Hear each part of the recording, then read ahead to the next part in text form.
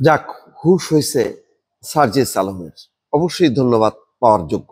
শিরোনামটা হলো এই খবরের, ক্ষোভ ঝাড়তে গিয়ে উপমা ব্যবহার করেছি, সেটা উচিত হয়নি, কলিজা ছেঁড়া মন্তব্যের ব্যাখ্যায় সার্জিস।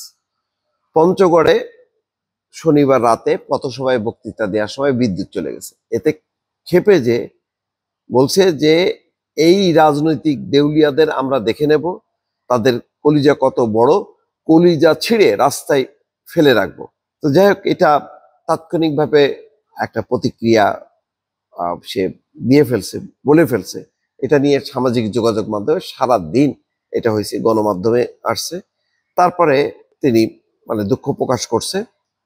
ভালো এটা, এই যে ভুল স্বীকার করাটা, বলছে যে ক্ষোভ ঝাড়তে গিয়ে উপমা ব্যবহার করা উচিত হয়, তাকে একটা বোধোদয় হয়েছে, ভালো হয়েছে। কিন্তু আমি আবারও বলি, বারবার কিন্তু ভুলগুলো হচ্ছে, এবং একজন দুজন না, একাধিক এনসিপি নেতারা এই ধরনের ফাউল টক করতেছে বারবার, পরে কিন্তু আর কেউ ক্ষমা করবে না, এটা মাথায় রাখা উচিত।